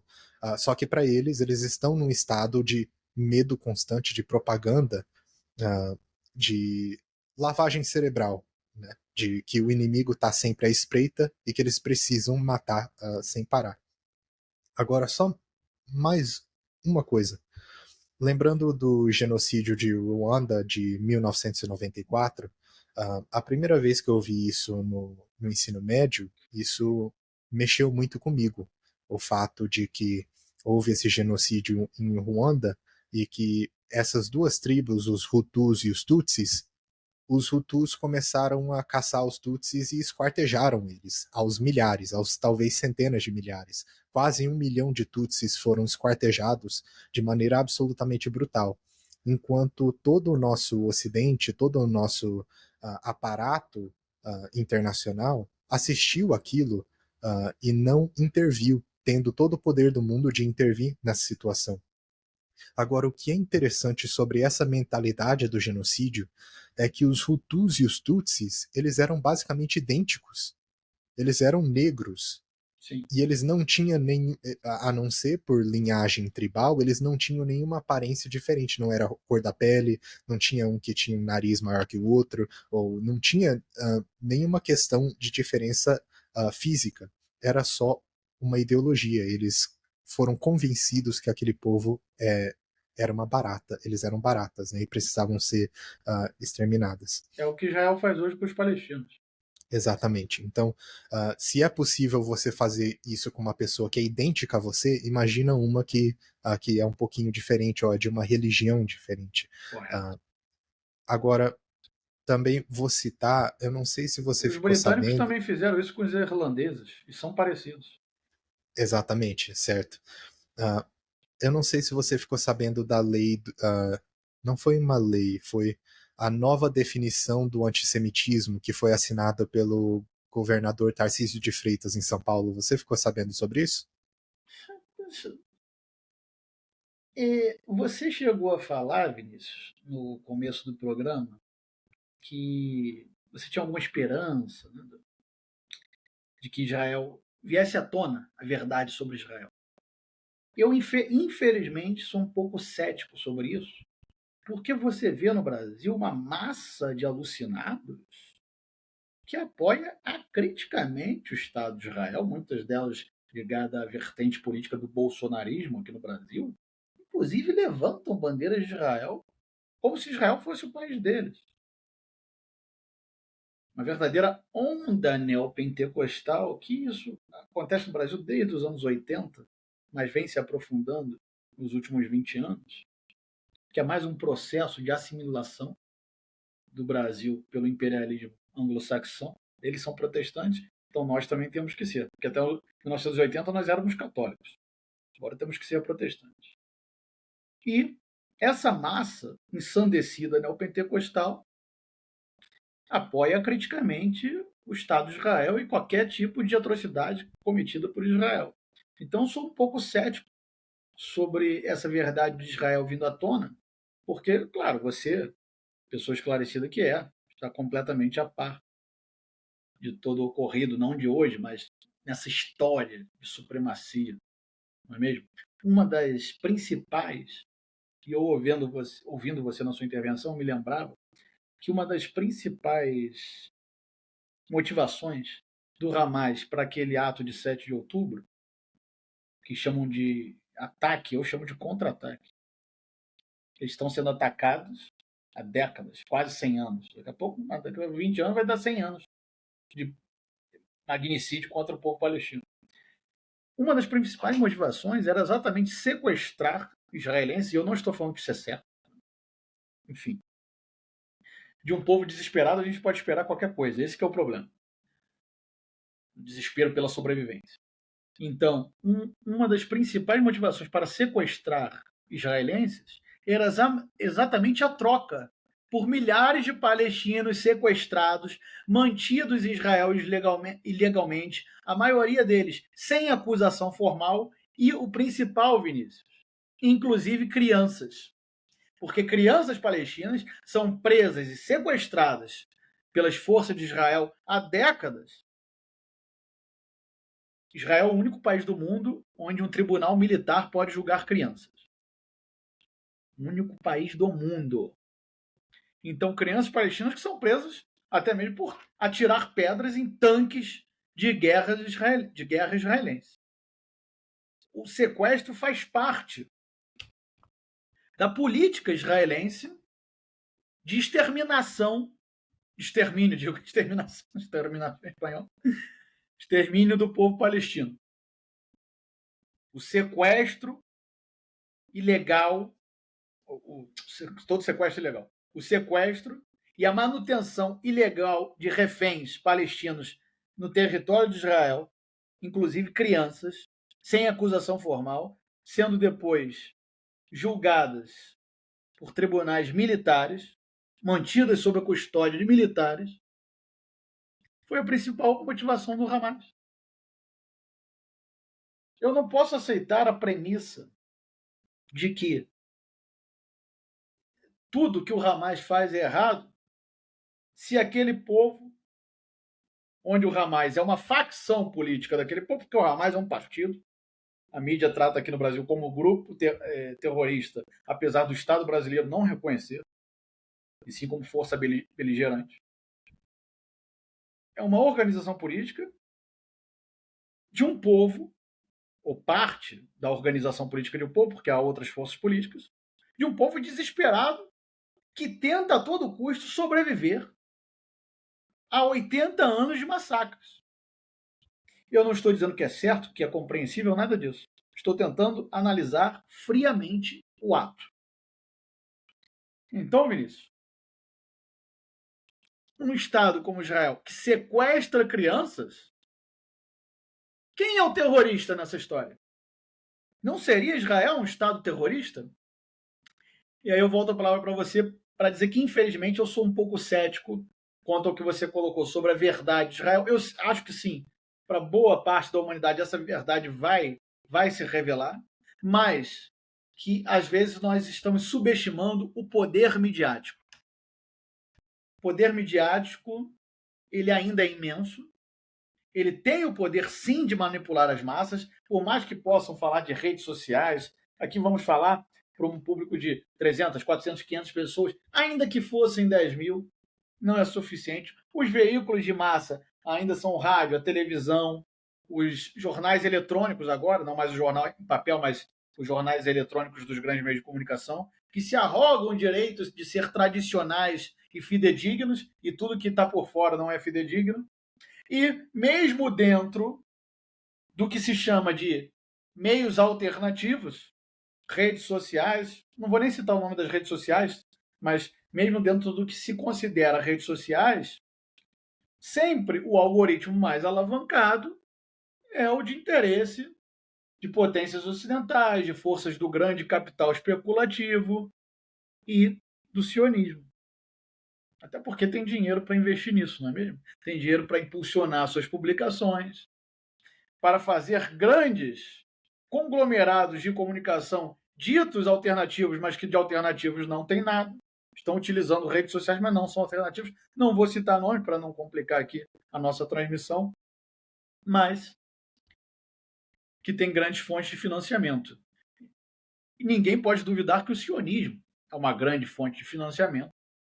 Ou seja, todos os meios de comunicação vão fazendo um colchão para que a nossa população, não só no Brasil, mas na América Latina, e até na Europa, esteja mais propensa a aceitar a verdade que é elaborada pelo Estado de Israel e não pelos seus adversários, pelos seus inimigos, ou até mesmo por um povo que é oprimido há 80 anos e tenta sobreviver, como é o caso do povo palestino. Então, infelizmente, eu sou um pouco... Infelizmente, Vinícius, infelizmente. Eu queria ter o mesmo otimismo que você colocou sobre essa verdade vindo à tona, vindo à luz, no caso de Israel. Mas, infelizmente, eu acho que ainda há parcelas, contingentes, enormes da nossa população que pensam exatamente o contrário e pensam que tudo que Israel faz é apenas direito de defesa, porque é isso que é pregado pela mídia, pela grande mídia, Você, mídia mainstream, eu digo. você assistiu essa entrevista que eu te disse do professor Jeffrey Professor Sachs Sachs, com o Piers Morgan? recentemente eu assisti alguns trechos, alguns recortes ficaram famosos aí no TikTok, no YouTube, no Reels, né, no Instagram, mas não assisti a entrevista completa. Assiste essa de ontem, porque o que eu tô te dizendo é que ele vem dando entrevistas muito boas. Sim, mas naquele momento, o Piers Morgan, ele é um mainstream, né? Ele está na mainstream, ele é muito conhecido. O fato daquilo ter sido dito, da exposição que ele deu, naquele momento eu percebi, porque eu conheço esses sionistas. Eles não aguentam a verdade, eles têm que gritar por cima da sua voz. Então, o fato daquilo ter sido exposto foi uma porrada muito grande na estrutura desse castelo de cartas, né? Porque eu vejo como se esse sionismo supremacista é de açúcar. De certa forma, é de açúcar, porque as pessoas não entendem o que está acontecendo. As pessoas não entendem que esse tempo inteiro, as crianças, as mulheres grávidas, as pessoas de Gaza estão sem anestesia, estão sem Sim, medicamentos, estão morrendo com infecções. É um holocausto, elas estão morrendo com doenças. E esse é um exato. ponto que eu falo muito, é que o holocausto nazista, uh, nos anos 40, na Segunda Guerra Mundial, a maioria dos judeus morreu por doenças, porque eles estavam em condições insalubres. E isso está sendo feito com os palestinos. Então, não só as bombas, um dos maiores bombardeios da história da humanidade sobre um povo confinado que não tem para onde ir, eles estão em condições insalubres, bebendo água contaminada com fezes, comendo quando tem comida, ainda é comida podre. Então, essas pessoas não têm muito tempo. E se continuar do jeito que tá, talvez chegue ao ponto em que 1 milhão de pessoas morram. E quando esse número surgir de fato, que talvez 1 milhão ou mais pessoas morreram de maneira uh, absolutamente cruel, enquanto Israel não moveu uma palha para socorrer uma única criança que estava no hospital, eu creio que isso vai ser o golpe final. Porém, sendo muito otimista, eu quero só mencionar algumas coisas que ficou faltando. É interessante nos Estados Unidos, André. Você já foi para os Estados Unidos alguma vez? Felizmente, não. Já Não. estive em muitos países do mundo, mas não Ok, nos Estados Unidos. Eu acho ok. que eu tenho nacionalidade portuguesa. Uhum. Teoricamente, não precisaria de visto para entrar lá. Um visto eletrônico Certo, para a comunidade europeia. Meus avós são portugueses, então, por uma certo. questão familiar. É Mas eu o nunca nem tentei entrar lá e não sei nem se eu seria permitido minha entrada, te certo. falar a verdade, Eu creio que hoje em dia porque provavelmente não. pelas redes sociais eles investigam, não é mesmo? Certo. Eu creio também que talvez não. Uh, porém, os Estados Unidos é interessante na história de como ele se desenvolveu, porque os imigrantes europeus também sofreram racismo. Os italianos, os Sim, sim, poloneses, verdade. até mesmo os europeus brancos de olhos azuis chegaram lá e eram maltratados pelo racismo daquela sociedade. Então, isso criou bairros onde, por exemplo, os italianos eram encanadores, os irlandeses trabalhavam nas docas, você tinha certos nichos que se criaram e uh, essa história é muito interessante do desenvolvimento dessa cultura racial dos Estados Unidos. Então, uh, eu entendo suas críticas, mas eu vejo como o inevitável. Inclusive, existe um mito aborígene que eu aprendi na Austrália que dizia o seguinte, que a mistura entre os povos brancos e negros era inevitável. Por mais sangrento, por Uhum. mais caótico, por pior que seja, da mistura entre os brancos e os negros surgirá uma nova raça de mestiços e eles herdarão tudo de bom de ambas as culturas. Então eu tenho essa visão. Agora, só um instante. Outra história que eu gostaria de mencionar é quando você disse da eugenia, da ideia da arrogância das pessoas brancas, europeias, de pensar que os seres humanos de outras raças não tinham intelecto. Uh, Agora, existe uma história muito bonita de um pensador, eu esqueci o nome dele, mas ele realmente acreditava que os negros não possuíam intelecto porque ele nunca tinha lido uma obra vinda de um negro. E supostamente na história, um dia ele leu um livro de um negro, um escritor brasileiro. E quando ele leu essa obra, ele percebeu que ele estava errado, que existia um intelecto iluminado em outras raças, especialmente nos negros. Então existe esperança para as pessoas que vivem na ignorância e talvez só não tenham contato com outros povos e com outras raças.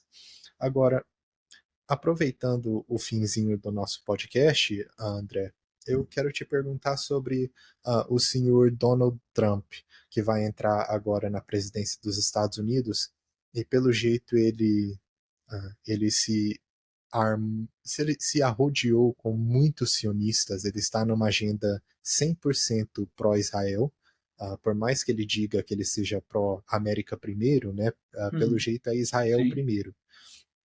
E existe essa convergência entre o Estado de Israel e os Estados Unidos como se fosse uma única nação, porque pelo jeito Sim. o projeto de domínio, de dominância global, é o mesmo projeto. Eles estão de mãos dadas nesse plano de dominância global através de guerra. Então, você vê alguma perspectiva positiva nisso em relação ao atual presidente Biden, ou você vê que é mais do mesmo e talvez até mais acentuada, porque eu creio que Donald Trump é muito mais ousado, uma figura muito mais ousada politicamente do que o Joe Biden? Vinícius, obrigado aí pela oportunidade de bater esse papo com você. Obrigado pelo convite. Foi um papo muito enriquecedor para minha parte também, escutar suas intervenções muito interessantes, a tua experiência de vida compartilhada. Ambos já vivemos fora do Brasil, então a gente acaba podendo compartilhar um pouquinho dessas experiências e foi muito enriquecedor. Obrigado pelo convite. E estou à disposição sempre que tivermos uma horinha vaga para. É claro que a gente tem que trabalhar, produzir, mas sempre que tiver uma horinha vaga a gente pode bater um papo. Quanto à questão do Donald Trump, o que eu penso é o seguinte: o presidente dos Estados Unidos, que ocupa a cadeira de presidência na Casa Branca, independente de democratas ou republicanos, ele tem que equilibrar a balança com os verdadeiros donos do poder do Império Norte-Americano. E aí nós temos que dar nomes aos bois. Quem são os verdadeiros donos do poder? Eu não estou dizendo aqui que o presidente dos Estados Unidos não tenha poder, não é isso. Estou dizendo, não é uma figura completamente sem poder, não é uma marionete, não é nada disso que eu estou dizendo. O que eu estou colocando aqui, ele tem que equilibrar uma balança de poder onde há muita pressão da classe dominante norte-americana, dos donos do grande capital norte-americano, que estão que são congruentes nos grandes fundos de investimento sediados naquele país. JP Morgan, Vanguard, BlackRock. Por trás desses fundos de investimento estão as famílias mais ricas dos Estados Unidos, inclusive famílias sionistas. E daí vem aquela interligação que você falava, né? Aquelas relações carnais entre Estados Unidos e Israel. Estou parafraseando o ex-presidente argentino Carlos Menem, que certa vez disse que a Argentina tinha relações carnais com os Estados Unidos. Aí levou a Argentina ao colapso, a crise de 2001, a bancarrota do Corralito. Então, essas relações carnais dos Estados Unidos com Israel são exatamente pelos donos do capital, do grande capital, que é um capital financiarizado internacional.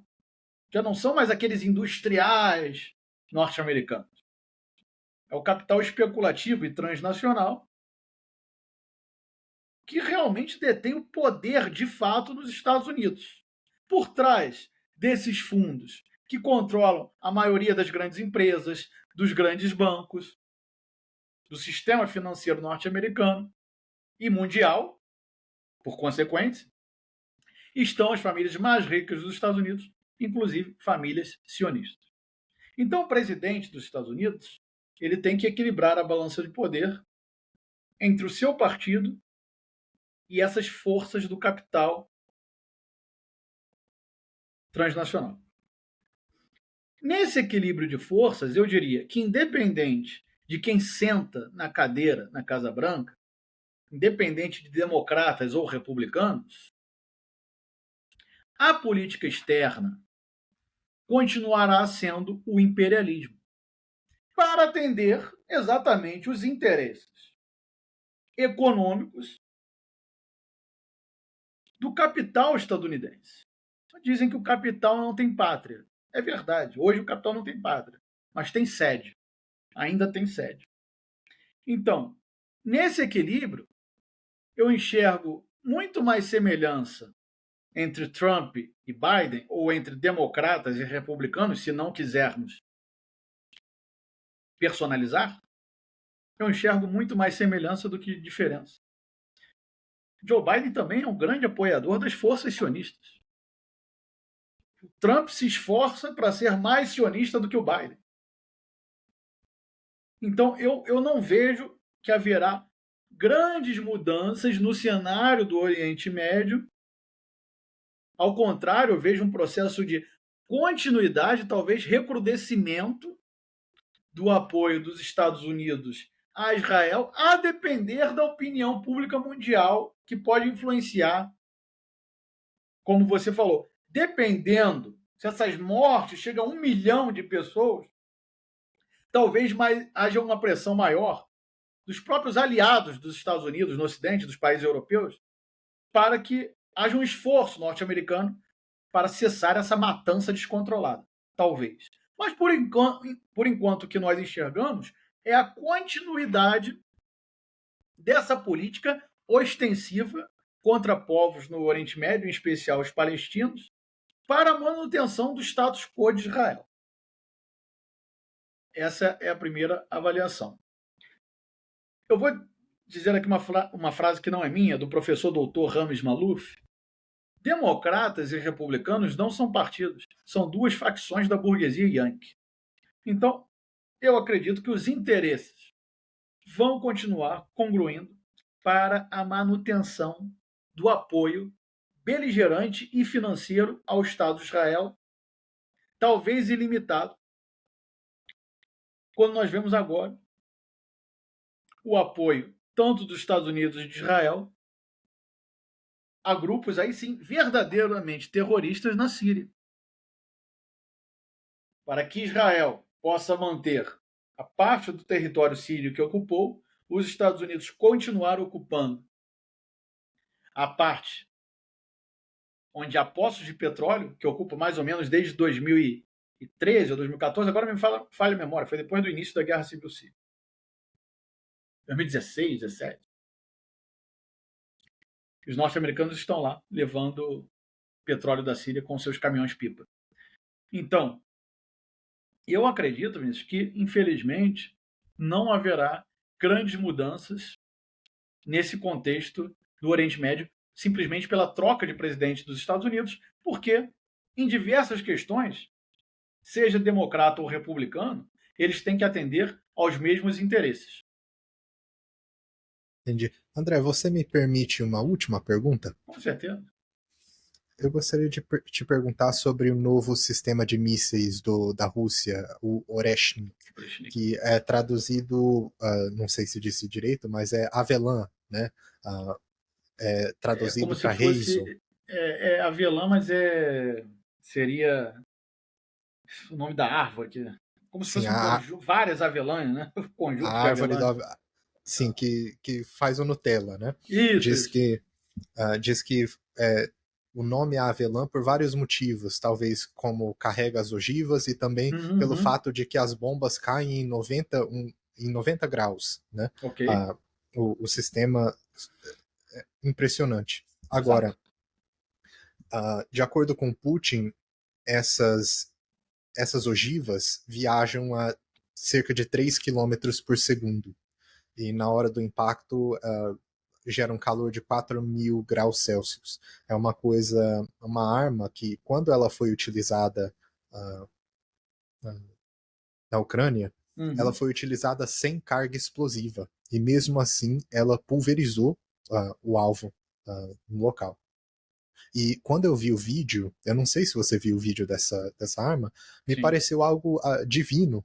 Me pareceu uma coisa muito estranha, assim, quando eu vi aquelas luzes descendo do céu, eu nunca tinha visto uma arma desse jeito, e assim, eu acho que foi um choque muito grande, porque parece algo supremo, é o que eu quero dizer.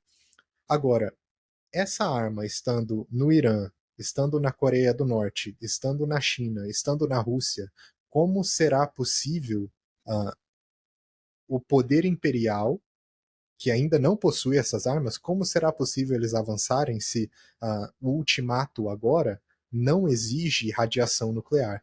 O ultimato pode ser muito bem calculado e muito bem controlado.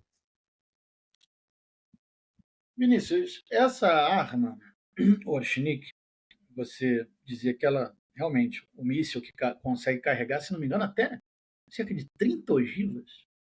E o Se não ataque, mais. se não mais, alguns especularam 36, enfim.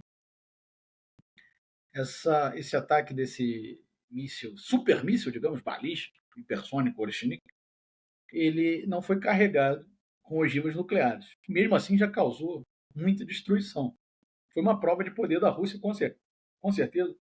Inclusive, antes do lançamento do míssil, eles avisaram os norte-americanos, porque quando há lançamentos de mísseis de grande poder de destruição, há um acordo internacional de aviso entre as grandes potências. Os russos avisaram os norte-americanos 30 minutos antes. Mas é claro que não havia ogivas nucleares e isso já estava declarado no momento que eles decidiram utilizar Mas não o só isso, armamento. André. Aparentemente não havia carga explosiva. Então, Sim, sim, quando. mesmo assim já causou destruição. Exatamente. Exato, exato, exato. Era esse ponto que eu queria chegar. Ele realmente, no seu ponto máximo de velocidade, atinge alguns quilômetros por segundo, 3 quilômetros por segundo. Qual é a principal questão de um armamento que pode atingir até 3 quilômetros por segundo? Isso é muita coisa. Uma velocidade hipersônica. É que, a partir de que a Rússia revela ter esse tipo de armamento, as principais capitais da Europa estão a 15 minutos de ser atingidas. Por uma arma que, por enquanto, não se conhece defesa que possa parar esse impacto. Talvez desviar, não é mesmo? Mas parar, ainda não. Então, coloca as capitais europeias a 15 ou 17 quilômetros, no caso de Londres, que é um pouco mais afastado, de um lançamento vindo da Rússia, inclusive também sob o alcance o próprio Estados Unidos. Se o disparo vier do extremo leste da Rússia, pode atingir os Estados Unidos, não é mesmo? Em Então, 30 minutos, supostamente. até 30 minutos. Então, essa é a grande questão que preocupa os ocidentais. Mas, infelizmente, mesmo após essa demonstração de poder da Rússia, parece que o Ocidente coletivo quer jogar a última cartada até o final. Estão pagando para ver. Podem levar o mundo realmente à beira da destruição. E muito se falava sobre o presidente Putin aqui no Brasil, na mídia ocidental, é pintado como um tirano, não é mesmo? Se o fosse, já teria destruído as principais capitais europeias. Se fosse algum tirano, algum ensandecido, algum louco, já teria feito o mesmo que os norte-americanos fizeram em Hiroshima, em Nagasaki, na Coreia, no Vietnã, no Laos, no Camboja, no Iraque, na Líbia, na Síria.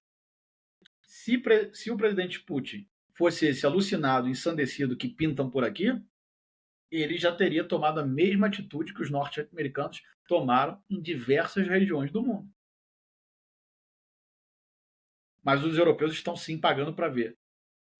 Como geralmente acontece na Europa, se continuarem seguindo de maneira crítica os ditames de Washington, quem vai encarar as consequências provavelmente não será os Estados Unidos, e sim a Europa. Foi o que aconteceu em todas as intervenções dos Estados Unidos, por exemplo, no Oriente Médio. Vamos recordar que os grupos de extrema-direita europeus hoje, o que os une, né, na Europa é um discurso anti-imigração, correto? Mas quem são os grandes responsáveis pelas maiores ondas migratórias do mundo, se não as próprias potências ocidentais, ao bombardearem e massacrarem países do Oriente Médio, levando aquelas populações a fugir de guerras, a fugir da fome, da miséria, do subdesenvolvimento. A Líbia tinha o maior IDH, Índice de Desenvolvimento Humano, do norte da África. Hoje é um país destruído, um país que voltou a um estado tribal depois da intervenção dos Estados Unidos com apoio da França. Então são milhões de deslocados provocados exatamente pela ação do imperialismo e do colonialismo anglo-saxão, norte-americano, europeu. Eles são os causadores dessas tragédias, dessas grandes ondas migratórias. Essa nova direita europeia prega anti-imigração para se proteger das críticas pelo que realmente são, que são racistas, são supremacistas. Então, usam o discurso de anti-imigração porque hoje, em pleno século XXI, pegaria mal, não é mesmo? Se declarar supremacista racial. Isso é apenas permitido em Israel. Em outros lugares, não, vai pegar mal, não vamos ganhar voto com isso. Então, é a anti-imigração. Os imigrantes estão roubando nossos empregos. Quem provocou essas ondas migratórias? Essas massas de refugiados. Então, essa é uma questão que eu deixo aqui ao final para a nossa reflexão. Quem são os verdadeiros responsáveis por essas ondas migratórias? E, em geral, esses migrantes, até pela proximidade do território, eles vão em direção à Europa e não aos Estados Unidos. Então, nesse afã de seguir os Estados Unidos, nessa guerra eterna que promovem contra a Rússia, quem pode sair mais prejudicado são exatamente os europeus. Vinícius. Bacana, André. Último comentário. Minha tia mora na França e quando surgiu essa arma, o Oreshnik, eu perguntei para ela, eu falei, tia, você sempre diz que os franceses protestam por qualquer coisa. Qualquer coisa eles estão na rua queimando carros. Agora que surgiu essa arma apocalíptica e que ela está apontada para a Europa, e mesmo assim o Macron está ameaçando mandar tropas para a Ucrânia, por que esse povo não está se rebelando? Né? Então isso até agora eu não entendi essa questão. E na questão da imigração, quando eu estava na Austrália em 2014, houve a guerra da Síria e houve muitos imigrantes vindo de barco para a Austrália.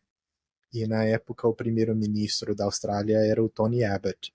E quando esses imigrantes chegaram na Austrália de barco, ele ordenou que o exército prendesse essas pessoas em ilhas, em prisões, em ilhas ao redor, fora da Austrália, e começou a surgir casos de separar filhos dos pais, de abuso sexual, de suicídio.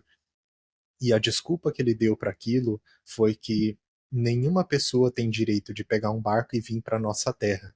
Que eu achei que foi a coisa mais hipócrita do mundo, sabendo da história de como a Austrália foi colonizada. Sim. Então eu gostaria de te dizer que eu compartilho o seu desgosto com essa mentalidade, com esse supremacismo, com esse imperialismo, e que eu agradeço muito a sua participação e tomara que seja a primeira de muitas e que a gente possa esclarecer essas questões e conversar, dialogar e trazer luz para essas questões tão importantes e que faz muita falta na consciência dos brasileiros e dos povos ao redor do mundo. Então, André, muito obrigado, uma boa noite para você e até a próxima. Eu é que agradeço, Vinícius. Boa noite e desejo sucesso para você, para o teu canal. No que eu puder ajudar, pode contar comigo. Muito obrigado, até mais. Até mais.